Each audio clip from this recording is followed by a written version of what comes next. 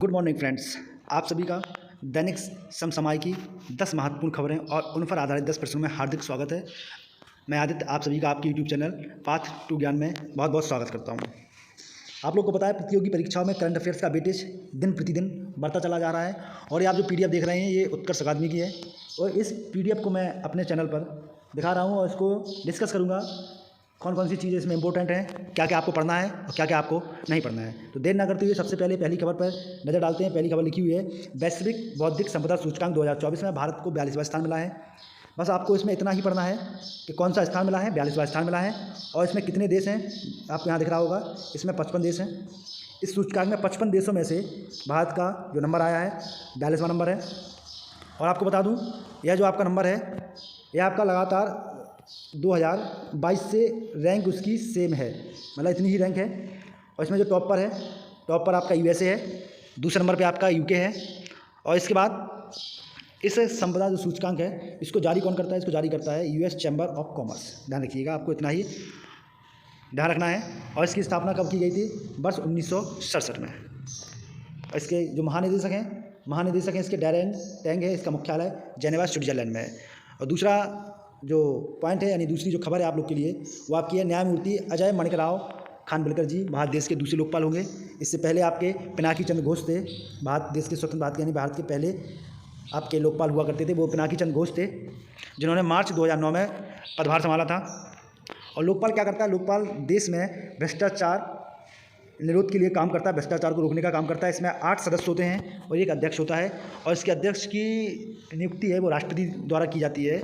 ध्यान रखिएगा, यह प्रावधान कब का, अधिनियम कब का? यह अधिनियम 2013 का है। और जो आपका लोकपाल शब्द है, जो लोकपाल शब्द जो दिया गया था जो डॉक्टर एल एम सिंघवी ने किया था इसका। और दुनिया में जो पहला लोकपाल है वो 1809 में स्वीडन देश में नियुक्त किया गया था और उसको लोकपाल को स्वीडन देश में ओम्बुड्समैन के नाम से जाना जाता था। ध्यान रखिएगा, इतनी ही बातें आप लिख के लिए इंपॉर्टेंट है।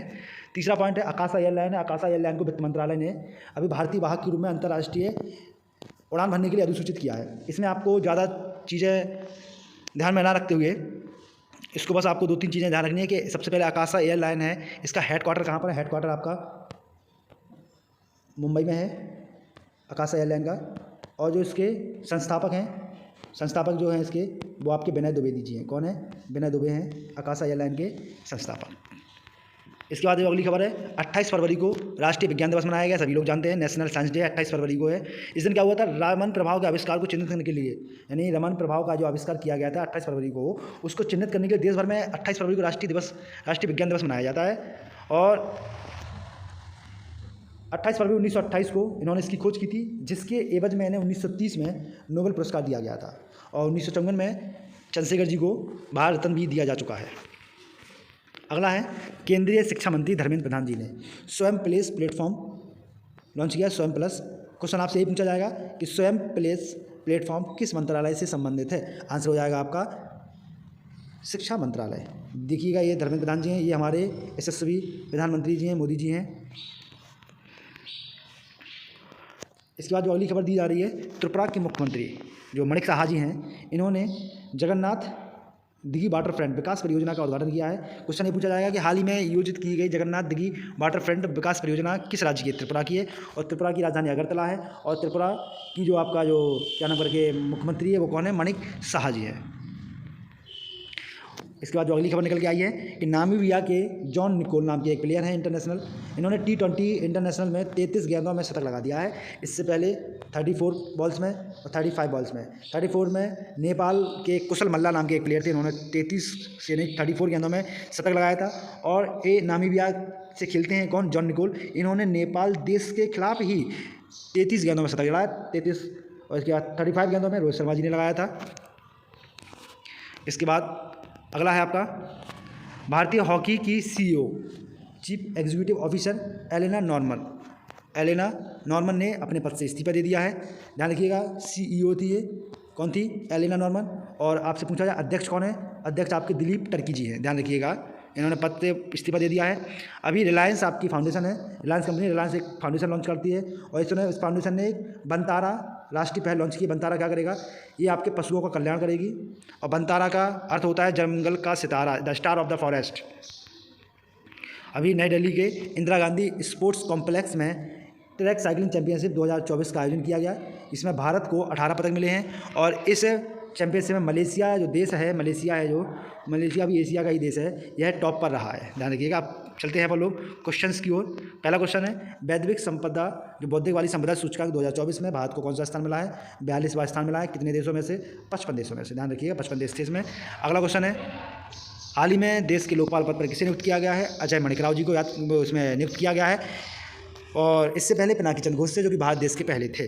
और ऋतुराज अवस्थी जो आपको ऑप्शन नंबर सी में दिख रहा है, ये विधि आयोग के वर्तमान में अध्यक्ष है। क्वेश्चन नंबर तीसरा है हाल ही में वित्त मंत्रालय ने किसे नामित भारतीय वाहक के रूप में अंतर्राष्ट्रीय उड़ानों के लिए अधिसूचित किया? आकाश एयरलाइन, जिसका हेडक्वार्टर मुंबई में है और जिसके अभी आपके संस्थापक विनय द्विवेदी जी हैं। प्रतिवर्ष राष्ट्रीय विज्ञान दिवस कब मनाया जाता है? आंसर हो जाएगा 28 फरवरी। हाल ही में स्वयं प्लस प्लेटफॉर्म किसने लॉन्च किया? शिक्षा मंत्रालय ने। हाल ही में जगन्नाथ दिघी वाटरफ्रंट विकास परियोजना त्रिपुरा की है, जिसके आपके मुख्यमंत्री माणिक साहा जी हैं। हाल ही में 33 गेंदों में T20 इंटरनेशनल का सबसे तेज शतक लगाने वाले जॉन निकोल का संबंध किस देश से है? ये वही देश है जहाँ से कूनो में आपके चींटी लाए गए थे। कूनो राष्ट्रीय उद्यान आपका मध्य प्रदेश में है। और नामीबिया एक अफ्रीकन देश है जिसकी राजधानी विंड हॉक है। क्या है इसकी राजधानी? इसकी राजधानी आपकी विंड हॉक है। इसकी राजधानी विंड हॉक है। 8वां क्वेश्चन है हाल ही में किसने भारतीय हॉकी के CEO पद से इस्तीफा दिया है? एलेना नॉर्मन ने हाल ही में इस पद से इस्तीफा दिया है। और इसके भारतीय हॉकी के जो फेडरेशन है इसके अध्यक्ष कौन है? दिलीप कर्की जी हैं। 9वां क्वेश्चन है हाल ही में पशु कल्याण के लिए राष्ट्रीय पहल बंतारा किसने लॉन्च की है? ये रिलायंस समूह ने इसको लॉन्च किया। बंतारा का अर्थ क्या होता है? बंतारा का अर्थ होता है जंगल का सितारा, star of forest, star of forest. ध्यान रखिएगा। लास्ट है नई दिल्ली में आयोजित एशियन ट्रैक साइकिलिंग चैंपियनशिप 2024 में सर्वाधिक पदक किसने जीते? मलेशिया ने। और कितने जीते हैं? ये आपके 38 के समथिंग जीते हैं इन्होंने। ध्यान रखिएगा। आशा करता हूँ ये आपको करंट अफेयर्स का वीडियो काफ़ी हद तक पसंद आया होगा।